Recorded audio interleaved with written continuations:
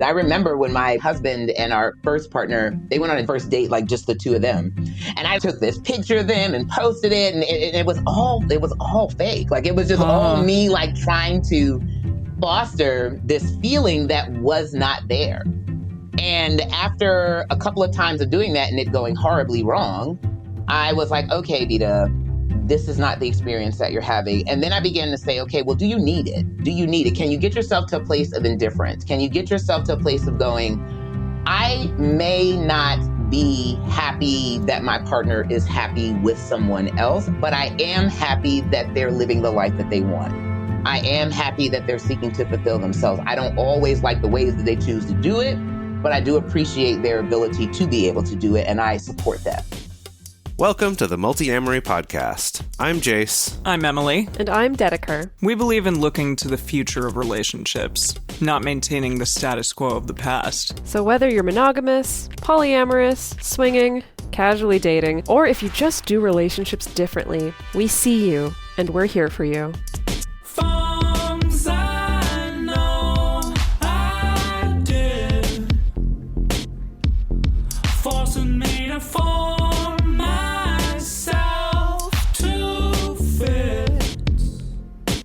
On this episode of the Multiamory podcast, we have a very special guest, Evita Sawyers. Evita Lavitaloca Sawyers is a non-monogamy coach, speaker, and educator, the creator of today's Polyamory Reminder. She is also the subject of a groundbreaking polyamorous documentary, Poly Love. Her approach is both frank yet empathetic, and she is appreciated for her vulnerable openness about her own challenges in non-monogamy and helping others to grow. So, Evita, thank you so much for being here. Thank you for having me. I'm grateful for this opportunity. Yay! I just wanted to start kind of with your journey because I know I've seen Poly Love, and I know that it's different, like where you were at that time is different than where you are now. And so can you kind of talk to us about your journey into starting polyamory and then sort of how that's woven and changed over time? Oh, yes. Wonderful. So I began my non-monogamous journey probably about 8 years ago with my husband. We were married at that time for almost 10 years. And I like to joke that our non-monogamy started with a song by 2 Chainz because there's a lyric in the song. It goes, y'all been together 10 years, you deserve a menage, And so like I was kind of joke about that because we there you go. coming close to 10 years. I was bisexual. And it's funny, we met in church and it was a very kind of a suppressive, congregation. And so I had kind of shelved my sexuality for a while. And then once we left, it sort of began to blossom and I was kind of going through that process. And so he knew that I had an attraction to women as well. And my son got diagnosed with cancer when he was 6. So we were going through this really, really, really, really difficult time in just our family life. And my husband had a lot of things that he had to work out with, like sexuality and being comfortable with it. And so I was like, look, we're going through this really crappy time. Like, let's have some fun, Mm-hmm. And so let's start, kind of exploring this. And so we started with swinging. Swinging was very, very easy for me. At that time, I had an easier time with being sexually open than I did with being emotionally open. But it was a struggle for him because he is what I would categorize as a little bit more demisexual. So he likes having connections to people when he sleeps with them. So swinging was a challenge for him.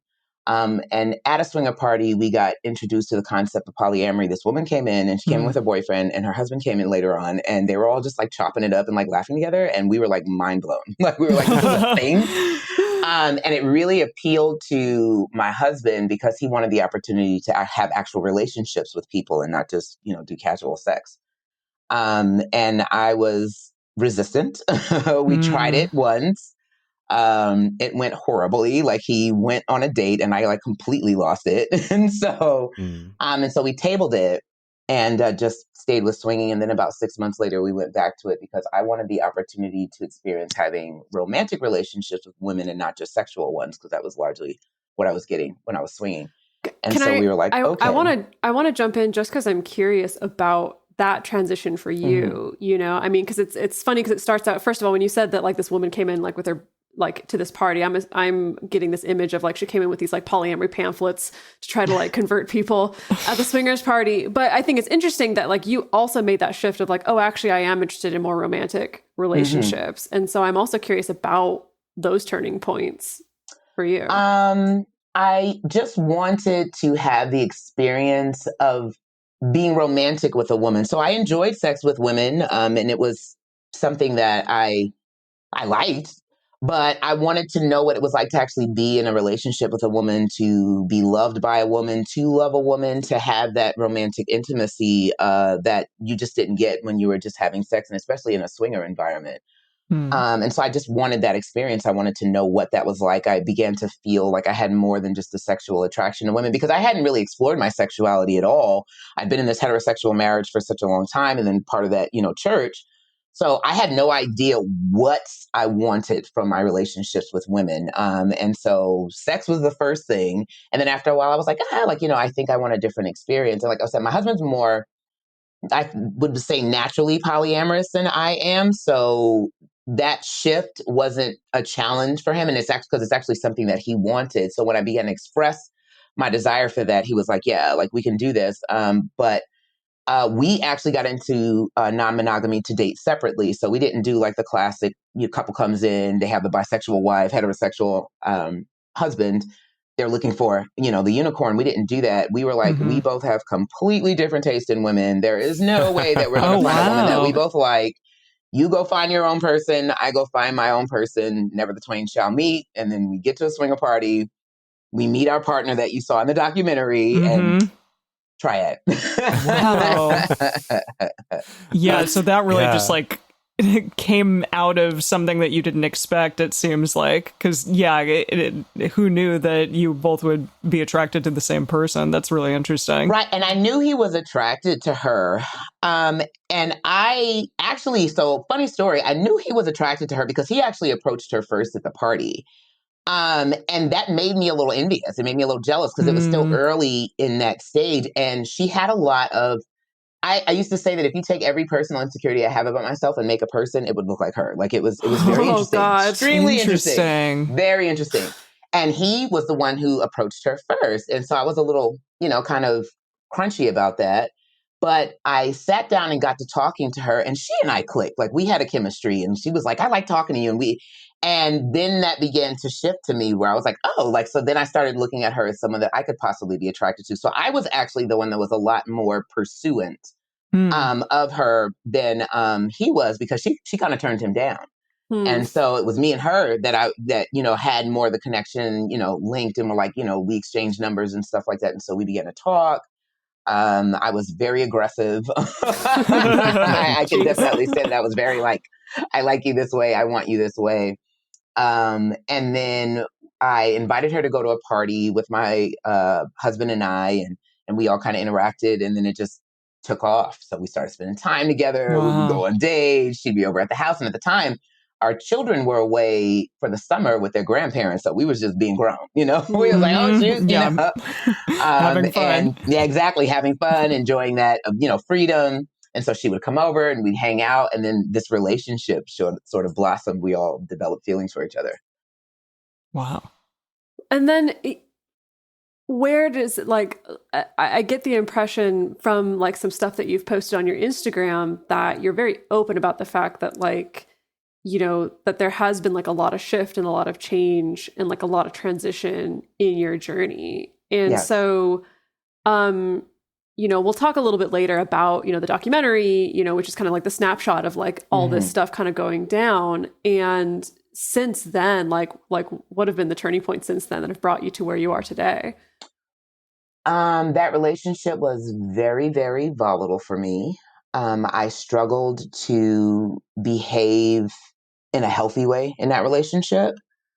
And polyamory began to bring out all of these insecurities about myself that I didn't know that I had. And I had these very surprising reactions to them. Because before that, would have considered myself, I mean, I was emotional, but I would have considered myself a relatively self-contained person. But I had a lot of very, very surprising and some alarming reactions to the difficult emotions that I experienced. And it made me aware of the fact that I did not know how to love people romantically in a free way, in a way that felt, how would I put this? In a way that felt in alignment with like who I wanted to be in people's lives. And so that started me on the process of going, and then plus I knew I wanted to live this way. So it wasn't that I was doing this just because he wanted to do it and I didn't want to do it. Like I knew very, very deeply, I want to live this way.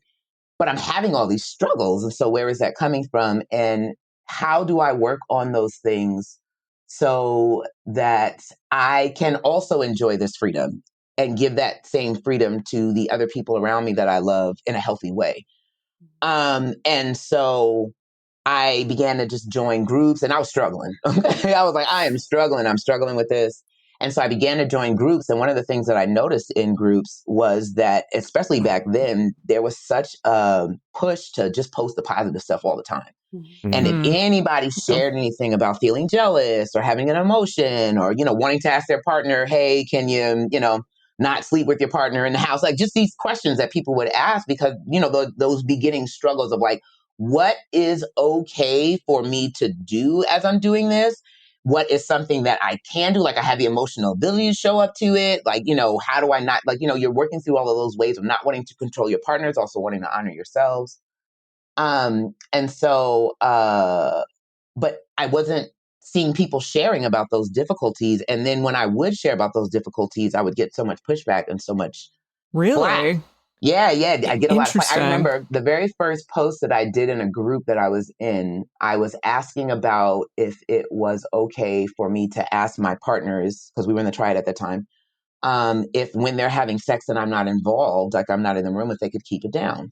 Because I was really struggling at the time. We would like kind of shift who would sleep in the bed with each other. Sure. And so sometimes they'd be in the room and, they'd want to have sex and they'd have sex. And I would struggle with it. And so I asked this question and they jumped on me so badly. I like bawled crying. Like when I cried. It's still a problem. Like it's, I mean, we talked about this on an episode we did a few weeks ago about kind of like some assumptions that a lot of us carry in the polyamory community that are maybe not so healthy. And I think that's one of them. That's still this kind of sense of like, if you're having struggles, it's 100% your responsibility to deal with. Right. And not only that, but you're not supposed to talk about it. And then if you even have the struggle, that's an indicator that you're immature, that something's wrong with you, that you don't really want to be poly. It's all these weird things. And I'm like, they're just normal human emotions. Like, this is challenging. It's okay for someone to just name that. Well, yeah. And what, all these people in the group who are saying these things to you, like 100% of the time, they never feel jealousy. That's ridiculous. Of course they do. Yeah, I was like, okay, so nobody. Yeah, come on. No one. Oh, okay. I'm just all alone on this. Okay, sure. All right. Wow. But people began to resonate with my willingness to talk about that. And they would reach out to me and they would say, it used to be in my inbox, I love this thing that you're saying. I've completely felt this way. Thank you for saying this. And so it encouraged me to keep on sharing, keep on talking. And then when I would process through my emotions or I would process through the difficult times that I had, I would have such fascinating revelations about myself, such fascinating revelations about relationships and love. And I wanted to share that. I was like, whoa, because it was mind blowing to me. And so I would share that with people. And it showed me that I have a very unique ability to be able to create these mental reframes. So I almost tell people that sometimes I feel like I'm a monogamous, or at least an emotionally monogamous person who's just figured out how to hack themselves. Interesting. For polyamory, I've just figured out how to go in there and create those kind of hacks in my mind to help me get through these struggles and still show up to polyamory the way I want to show up and the way I also want my partners to show up to me. Wow. Yeah, this makes me think about something that a friend of mine who is polyamorous, and he had a partner who was new to polyamory, and the feedback that he got from her anytime he would suggest, oh, maybe it would be helpful to join this polyamory group or listen to this podcast or whatever, her reaction was always, hell no. I think all polyamory people are totally fake. And she clearly had a very strong impression of that. And he would then kind of confront me with some of that stuff.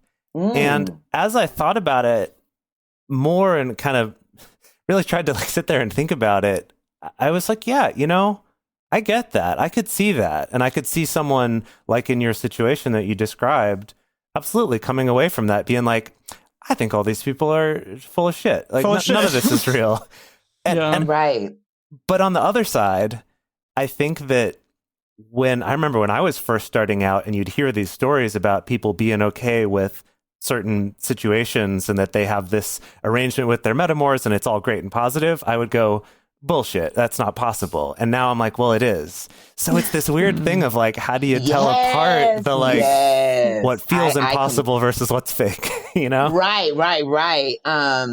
So I totally relate to that because there are things that I would see in the beginner days of being non-monogamous, people talking about, hanging out with the metamors or them going on vacation and all those things like that. And I'd be like, how? Yeah. How? How is that even possible? Because he just took a phone call from his other partner and I'm falling apart in the bathroom right now. So how is that even possible? Right? In the Ethical Slut, I remember they shared this story of their example of kind of figuring out compromise or conflict resolution was one person being like, hey, sometimes when you're in the bedroom with your other partner, I just find myself a little bit sad because sometimes I want to be able to go in and get my slippers and I can't get my slippers. And I remember in those days being like, the slippers are your problem? That's what's going on with you? Right. Yeah. That's your takeaway. You need to get your slippers, right? It's cause I'd be tripping over a whole nother thing. Yeah. But now I'm in that place where those are actual things that I'm doing. I'm actually I spent the weekend at my metamor's house and these are actually things I'm doing. And so those things are possible. I think what people like to do, which I try not to do, is to act like it was candies and rainbows the whole time. And the entire process of getting there was candies and rainbows. And it's always candies and rainbows for you. And I'm more I was here with my metamor for the weekend and we had a great time. But when my partner came over to give her a hug and a kiss, I got a little crunchy. You know what I mean? And I kind of needed to go off for a little bit. I think it's learning how to hold both. That yes, there are these wonderful moments about it. Yes, it is beautiful. Yes, we grow and we evolve, and the things that bothered us once, they get to a place where they don't bother us now. But it doesn't mean that it just completely eradicates all of the challenges, that you're not going to experience this highs and lows, that you're not going to struggle sometimes through it. And it's okay for those things to exist at the same time. I'm interested because you said before that you have kind of a monogamous emotional mindset, but that you've hacked into the polyamory mindset. And you also said, even when it was difficult, I realized that this is the lifestyle that I want to be in, even though it is hard. So I want to get better at it. So how did those two things kind of exist in the same universe within you? Because how and why did you decide, hey, this is the thing that I want to do, even though maybe parts of me have a tendency towards something else, and that it's important enough to choose to get better at this? Well, number one, I enjoy freedom. So while I do feel like I have a part of myself that it can be or tends towards emotional monogamy, I would not like to get myself into a situation where I'm completely cut off to that, because I just never know. I never know what I'm going to experience for a person. As a person who considers myself fairly hyper romantic, and I like interacting with people in romantic and sexual ways, I didn't want to limit that part of myself just because I'm well, I have a tendency toward it, but I can also do this. So I wouldn't even, I don't think I could ever be, ambiamorous or polymonoflux, people that can kind of go back and forth between, I'm polyamorous in this relationship and I can choose monogamy here, and they can kind of move back and forth through that. I wouldn't say that about myself, because I do enjoy having that freedom to make those choices without that being a big deal because we started with that freedom. I just like having the maximum amount of freedom afforded to me. So I like to be able to give the maximum amount of freedom. And so that's why it was important enough for me to move that tendency in the other direction, because I wanted to be able to have those experiences freely. And I also wanted to give my partners the ability to have those experiences freely. And so I needed to kind of move that marker a little bit, so that I could show up well to that. That's great. Yeah, it reminds me, I very much resonate with that, because I remember very early on in my own journey that like kind of the first time I was picking myself out of the shambles of like the relationship that I imploded, trying to open it up, that it was very much that same thing of like, wow, that really sucked. And sometimes this really sucks, but there's still something deeper that's like, but this is still the right choice at the end of the day, which is such an interesting feeling. And it's kind of a like, when you feel it, I guess. Yeah. And it's an interesting feeling because you absolutely could have that monogamy because there's so much more, available. So it's an interesting space to be in to go, this is really, really hard. And this is deeply, deeply, deeply uncomfortable.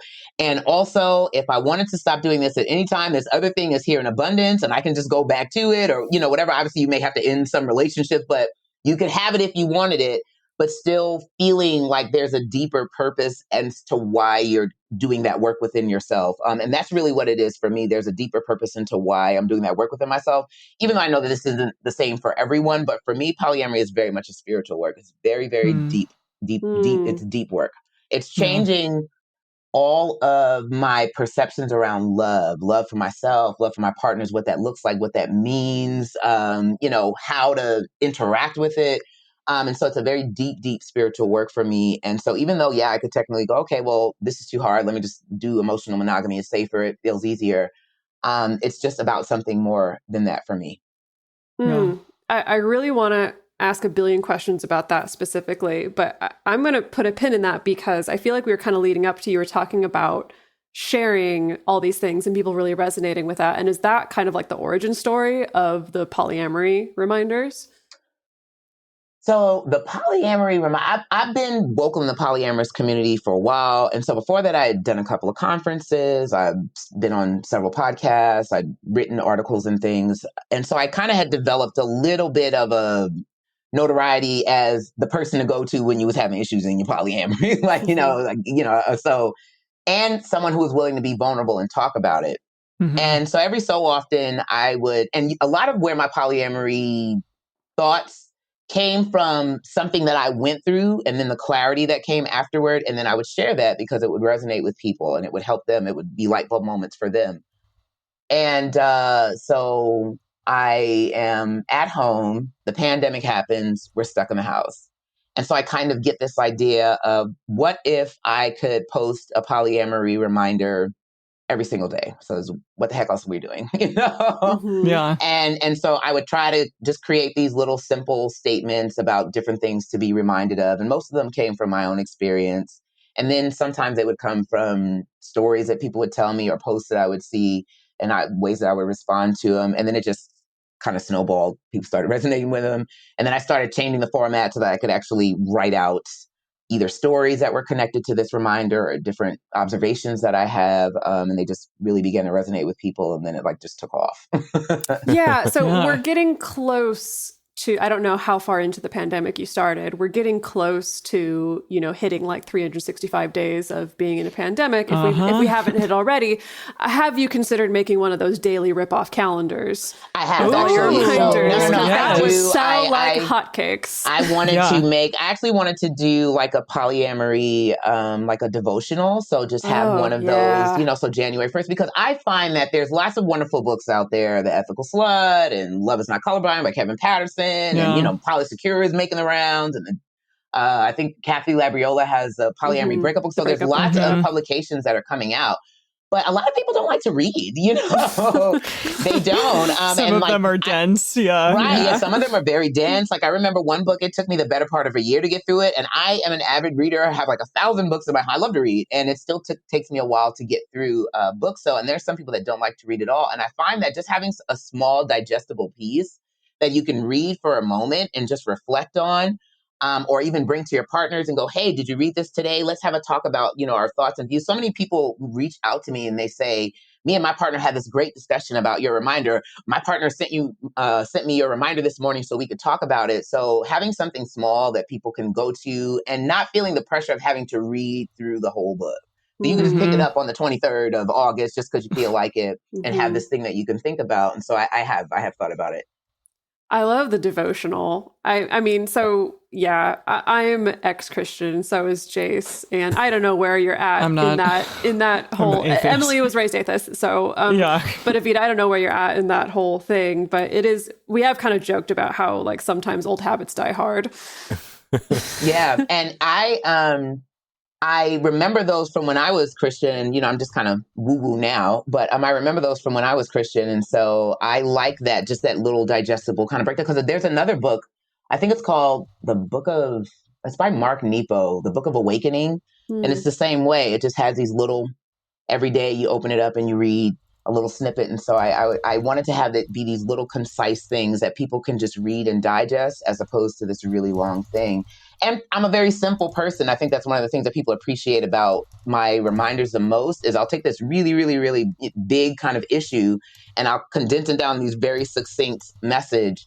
And so it's direct. And I think people like that. Yeah, definitely. Yeah. I actually wrote down quite a few that I really, really love from Polyamory Reminders. Yeah, Jase, do you want to say the first one?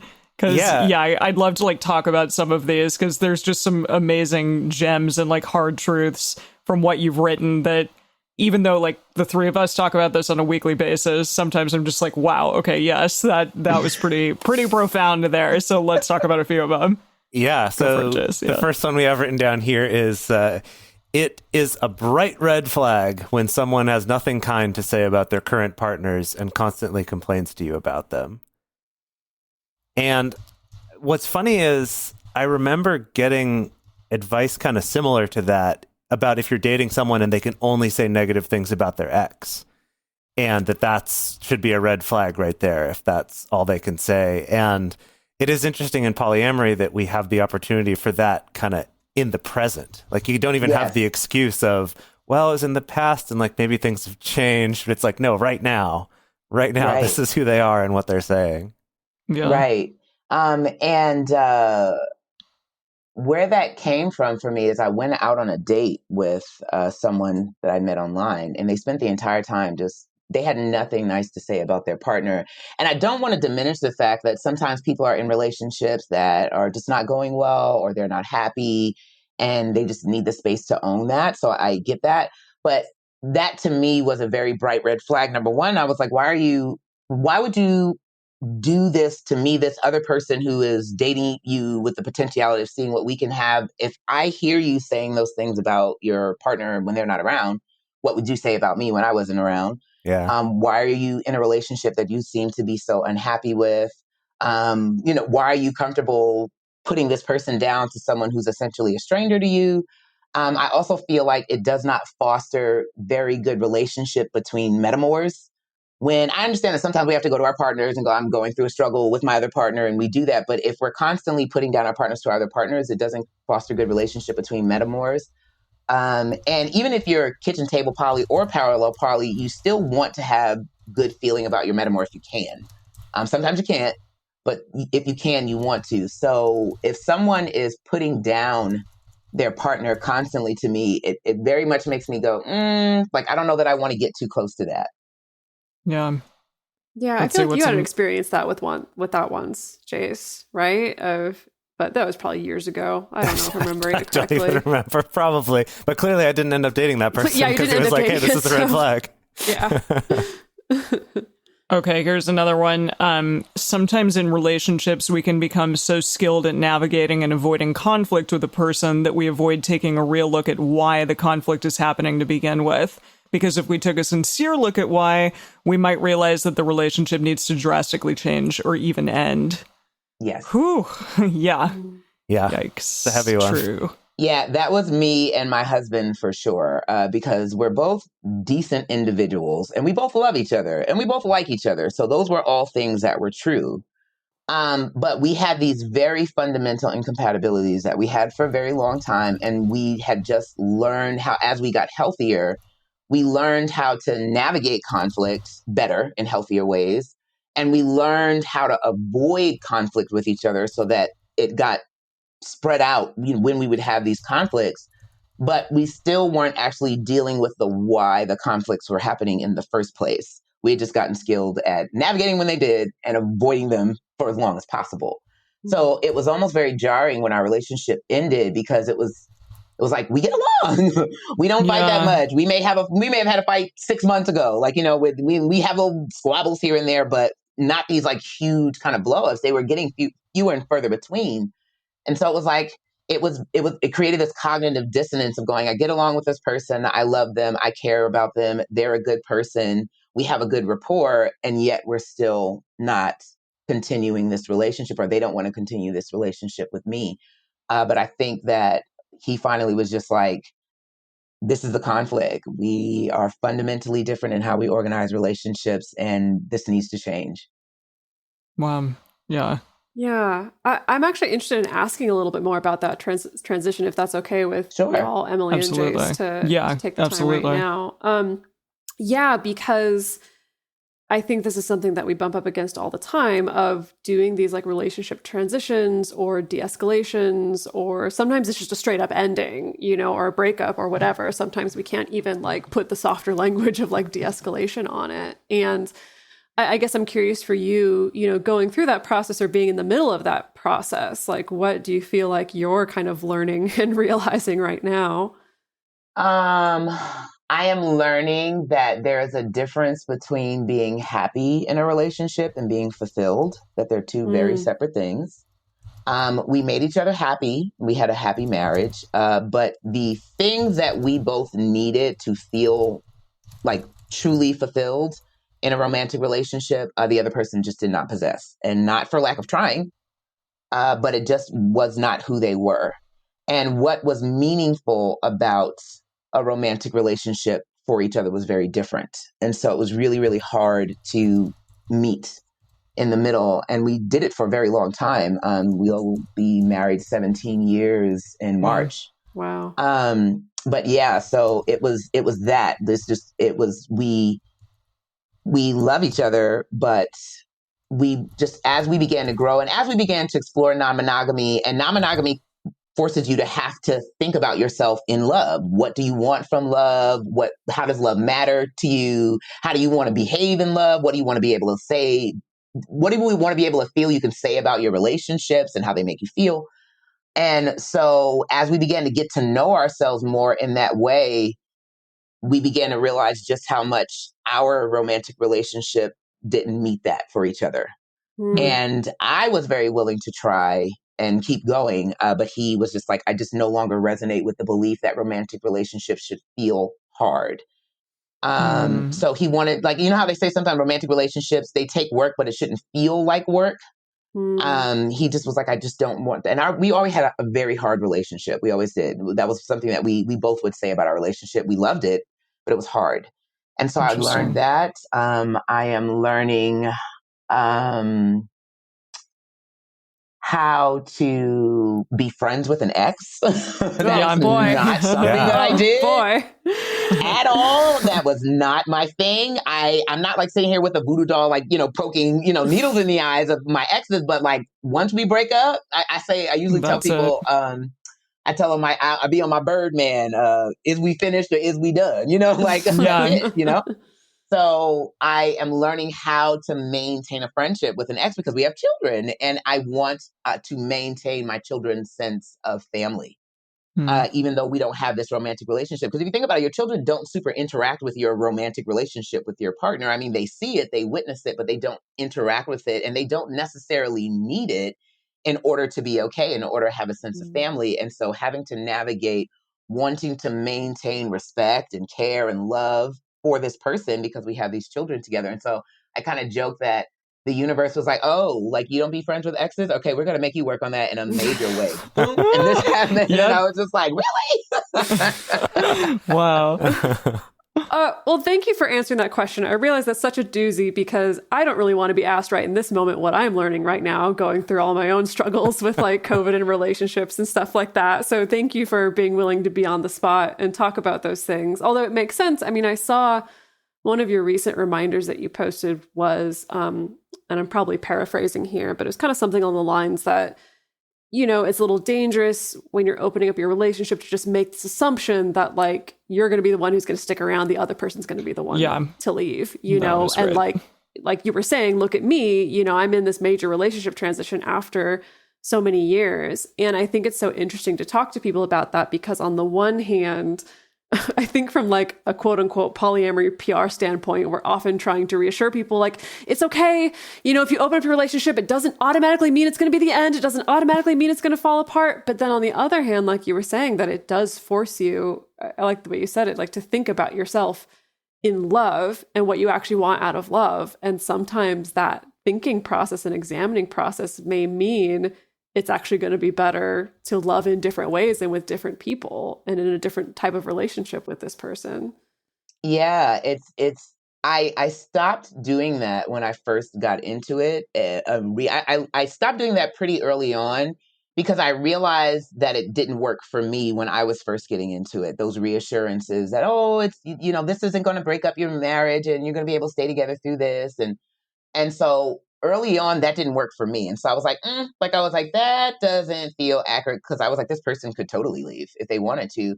And so I had to shift my thoughts around that to going, that is a potentiality. But if that occurs, it would not be because we made this choice or this wouldn't be the cause of it. So becoming non-monogamous or entering into polyamory would not be the reason why it happened. The reason why it happened is because either him or me or both of us just did not see a value in being with each other anymore. And I don't even really know if polyamory isn't the reason that we lasted the 8 years that we did in it. I have no idea. I have no idea if there's some alternate reality where we didn't do this and we were broken up in 6 months. I don't know. So I needed to understand that it would not be about this choice that we made if we got to that point. Yeah. So we want to go on and talk about a few more of these polyamory reminders as well as some other things, because, I mean, all of this is just so great, this level of just really getting to be honest and exploring these things. But we're going to take a quick break to talk to our listeners about things that you can do to support this show, help keep this content coming to everyone for free, and we will see you after that break. All right, so we're back. So this next one I really like a lot. You know, you said that compersion isn't necessary to navigate polyamory successfully. It doesn't need to be cultivated if you don't wish to or feel the need to do so. And it can be felt simultaneously alongside jealousy, which I think it makes a lot of sense to have this sentiment, especially after hearing you share your personal experience of someone who it sounds like, especially right out the gate, didn't exactly have that like wonderful angelic from the skies, like you said, candies and rainbows, like compersion experience that showed up. What's been your personal relationship with compersion? At all. That was not my experience at all. And I would see people post and they'd be like, oh, you know, my partner's away with their partner and they sent me this selfie. They look so happy and I feel so good. And I was like, that is not my experience. Like, at all. That is not what's happening over here. And I would even try to pretend. I remember when my partner, my husband and our first partner, they went on a date, their first date, like just the two of them. And I like took this picture of them and posted it. And it was all fake. Like it was just all me like trying to foster this feeling that was not there. And after a couple of times of doing that and it going horribly wrong, I was like, okay, Evita, this is not the experience that you're having. And then I began to say, okay, well, do you need it? Do you need it? Can you get yourself to a place of indifference? Can you get yourself to a place of going, I may not be happy that my partner is happy with someone else, but I am happy that they're living the life that they want. I am happy that they're seeking to fulfill themselves. I don't always like the ways that they choose to do it, but I do appreciate their ability to be able to do it, and I support that. Because I feel like getting into polyamory, unless compersion is just something that you naturally experience, and there are people that naturally experience it, I feel like it's too lofty a goal in the beginning. because you're arriving from a model that says if your partner is with someone else, if they're getting happiness from someone else, if they're getting sex from someone else, something is wrong. Something is wrong with you. Something is wrong with them. Something is wrong with the relationship. You should feel bad about this. So having this expectation that you're going to come from that to, I feel wonderful and amazing about this, and this is so great, that's a big leap. And there's a lot of space in between that you have to sort of step towards in order to get to that point. And I don't even necessarily think that it's something that you should strive for. If you want to, that's fine. I just feel like it's something that you should be like, I just need to get to a place to where I am okay with my partner doing this and I support it, even if I'm not super happy about it all the time, but I do support it and I am here for them doing this thing.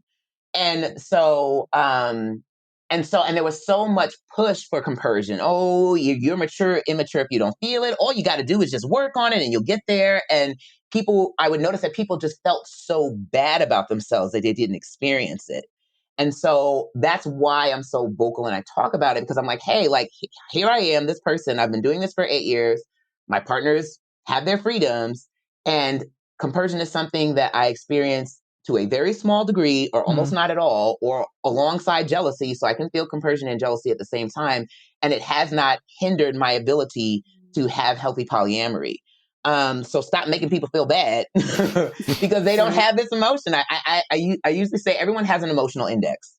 And so in the wide range of human emotions, we all have our own personal emotional index. And so some people experience some emotions to a very high degree, to a very low degree. They experience them not at all. Like you hear people that say, I just don't experience jealousy. And I'm like, I experience it so much.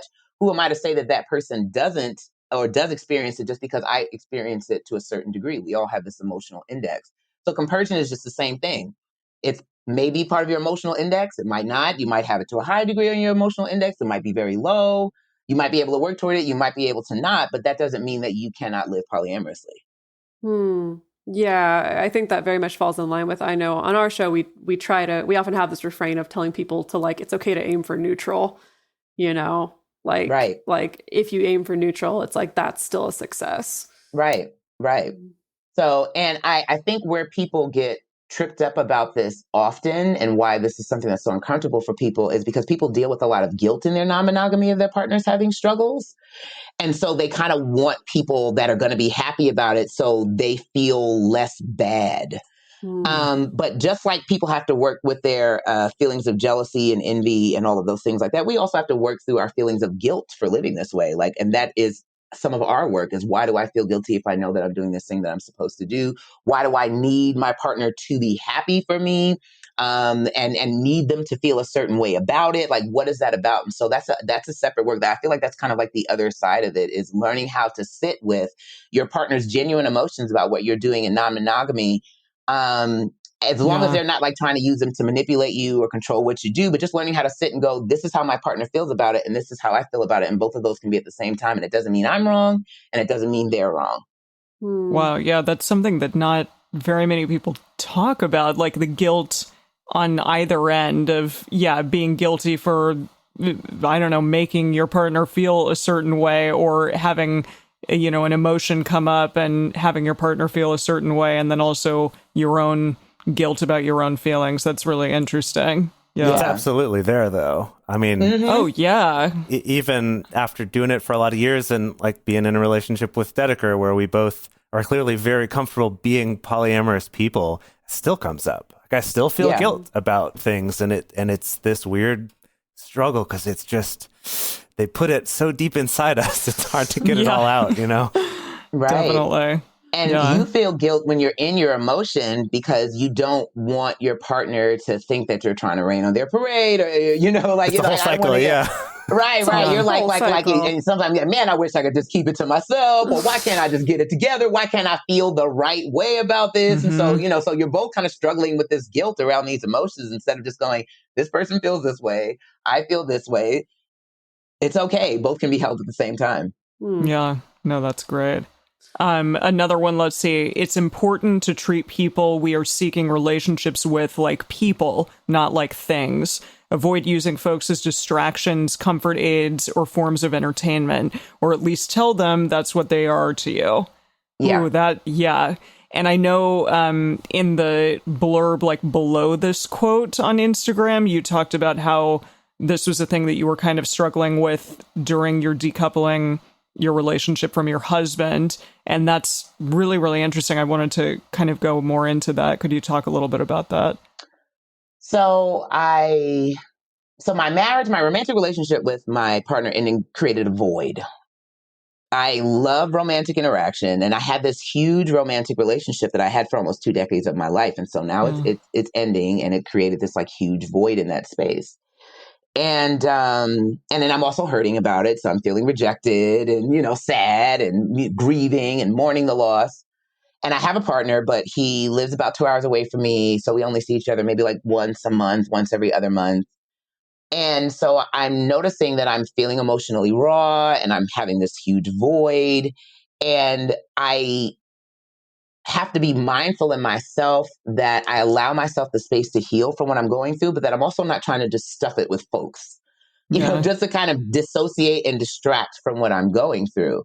And I often find that in non-monogamy, people will date people that they're not all that into or they don't really like, just to soothe themselves from their partner having another person, or because they are bored when their partner's out with the other person. And I don't necessarily think that that's a terrible thing, because I think we do that in relationships. Relationships fill a lot of holes, for us, and they fill a lot of needs.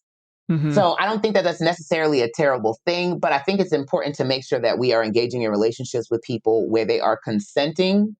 And they are consenting to who they are to us. They have a relatively accurate picture of who they are to us. So they can say, hey, I want to be that to you.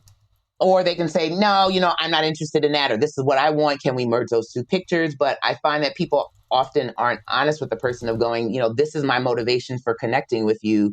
Are you cool with that? Are you comfortable with that? And in times of pain and times of struggle or emotional turmoil, we don't always make the best choices in who to engage, because we're just trying to soothe. And I noticed my desire to connect to people. I felt like I didn't have the energy to date, but I was still wanting to connect to people, and it was this drive to soothe what I was going through.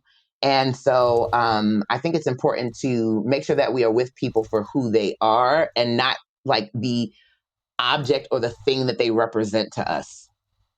I think that's interesting. And I think it really points to the fact that I think a lot of the scripts and models that were given for dating and connecting to new people were really kind of given this very harsh binary of, either the purpose of this is casual sex. I can tell you if I just want to keep things casual, it's okay for me to say that, even though maybe I don't clarify exactly what that means. Or I'm looking for my next soulmate, I'm looking for something serious. And there is kind of this whole spectrum in between and beyond those things where I think, like you were saying, it's not necessarily the worst thing if it's I need some comfort. I need someone who can touch me and hold me during this time while I'm healing. That's not the worst thing. It's just so important that we're able to find effective ways to communicate that so that someone can be fully consenting to that. And I think that not a lot of us are necessarily really given those skills. It's the two scripts that I feel like we're given is just I say that I'm just keeping things casual, or I say that I'm looking for something serious, when maybe it can be a little bit of both or neither. Or even that whatever we start out with it as doesn't have to stay that way, that it can change. So you can start out, looking for something deeper, realize you not have that, and transition to something casual, or start with some casual and it can go deeper. But I think that people sort of have in their minds kind of what they want with a person, and the other person haven't. We do this kind of dance of trying to see where the other person is at, because no one wants to take the leap. Because if the person says no, or they don't want that, now you're like, oh no, and I think we feel that for both casual and serious. So a person, they tell you don't go on a first date and tell someone you're looking for your soulmate, because immediately someone's going to be like, whoa. But if that's what you're in this for, be upfront about that. And then the same thing, if you're wanting something casual, be upfront about that also. So I think we don't allow ourselves the space to broaden what we think relationships can be for us, be comfortable with our own desires and what we want. And then also going, if this person doesn't meet me where I'm at, I don't need to cling or change my desires or try to manipulate theirs. There is much more out there for me, and I don't have to necessarily have it from this particular person just because they don't want what I want. Yeah, gosh, definitely. That's one that took me an embarrassingly long time to figure that out. I'm just now learning it. Okay, 8 years. Just now. I get it. It's hard. We want to like fit everyone into the box that we want them to exist in, but it just won't always happen. I also think part of it is just this like awful, and I think even more like the more time goes by, the more destructive I learn this belief is. But the way that our books and our movies and our TV shows teach us about like fate and destiny and shit like that just really, it makes us think like, well, I feel very strongly about this person, so there must be something like magical behind it. And so therefore it has to be, even if it's hard right now, because that's the story that we're shown all the time. And it actually can make us into pushy, awful people, or just upset all the time, or like it's not a good thing to teach people, and we do it all over the place. Yeah, I call myself a recovering nice guy, actually, because I would get so incensed. So first I tell people I'm vain. I'm vain. And I'm like this like weird like mix of like I'm the worst person in the world and I'm like I'm the most amazing person in the world, you know? And it just kind of like toggles back and forth. And so I'm like, no one loves me. And then I'm like, everybody should be in love with me. And so it kind of goes back and forth. And so when I would interact with people, I'm very upfront, you know, so I'm like, I don't do that. If I'm interested in a person, I let them know pretty early on, you know, this is why I'm connecting to you, or this is what I'm interested in. But I would find that people just wouldn't feel that back for me, but they would still want to interact with me, be friends. And I would be so indignant, you know, I would just be like, oh, like, you know, you didn't want the same thing with me that I wanted with you. Like, you know, we're done. Like, you know, that's it. You know, I'll take my ball and go home. And I'm just now getting to the space of like not seeing that as an indignation, like not seeing that as indicative that something's wrong with that person or something's wrong with me, not going, oh my gosh, like there's no one out there that's going to love me. And, you know, having to like fall apart in despair about it, but just going, you know, sometimes the stars don't align with some people, doesn't mean you can't have anything with them. And also things can change, and like having to be a little bit more at ease. But I think that comes from that scarcity. I think we still operate sometimes in polyamory in the scarcity of monogamy, because, you know, monogamy being that zero-sum game, you know, if I don't get this person, this other person gets them. And so I have to, you know, hold on to this. And I think we still kind of do that. And especially in polyamory, because our dating pool is significantly smaller, actually. So we kind of cling to when we meet someone that we can sort of have these things. We go, oh, you know, I have to have this with you. Why don't you want to have this with me? Instead of just going, you know, I can be at peace with that. Yeah. That, you know, it's okay. And there's more love out there. Absolutely. I think there's been just so many great nuggets of advice on this episode alone. I'm really curious because as we talked about before, and we're going to discuss your documentary in the bonus episode, but your relationship configuration has really changed over the 8 years that you've been involved in polyamory. And so in that time, kind of what have you found to be most rewarding and what have you found to be most challenging about polyamory and about non-monogamy? So I always tell people that the most rewarding thing about non-monogamy for me is the self-discovery. So that's my favorite part, is all of the things I learn about myself, all of the ways that I learn I need to heal. That comes up a lot. And getting the opportunity to see those things so I can begin that healing is probably my number one benefit. And yes, I enjoy interacting with people in ways that feel, you know, right for me and right for them, and having that freedom. But for me, it's more about all the things that it's taught me about myself, all the ways that it's brought these things forward so that I could heal them. What is the hardest thing about non-monogamy is that process. So it's like, I feel like the dichotomy there, yeah. Right. It is that process. Some of the things that come forward are deeply, deeply deep wounds, very painful. And so going through that process, and sometimes being okay with the times along my path where I did not do well with that, where I did not respond well, and kind of like learning to be at peace with, I didn't know that that wound was there. I didn't know that action was going to trigger it. I did the best that I could with the information that I had available to me in the moment and with who I was in that moment. And while that doesn't absolve me from harm that I caused, and I do need to be accountable to that, but to make my peace with the fact that I showed up that way, because, I'm a human going through this. Thank you for saying that. Yeah. Dedeker was just like, I saw you over there, Dedeker, having a moment. I've been having lots of moments. Don't you worry about me. Yeah. No, it's good. I was waiting for you, actually, Evita, I was waiting for you to drop the word grace, because that's how I can always tell, like, a former Christian is, I feel like it's only Christians.